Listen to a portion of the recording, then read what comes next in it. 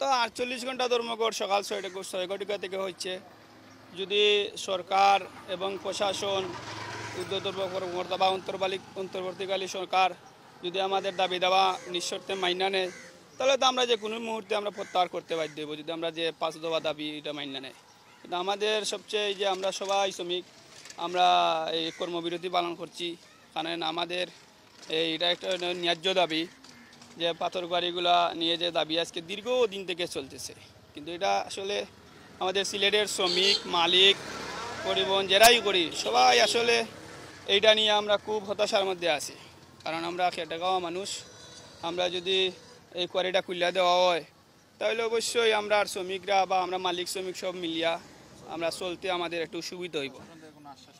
না, আমরা এখন পর্যন্ত কোনো আশ্বাস পাই নাই। তবে আমরা এটাই বলতে চাই, যদি 48 ঘন্টা ধর্মঘট যদি এর ভিতরে যদি কোনো সুষ্ঠু সমাধান না হয়, তাহলে আমরা সর্বস্তরের যত পণ্য পরিবহন, সাথে পরিবহন, বাস, ট্রাক, এই সিএনজি, ইমালেগুনা সবাই আমরা এই 48 ঘন্টার পর থেকে আমরা আবার এটার মধ্যে একাত্মতা ঘোষণা করব।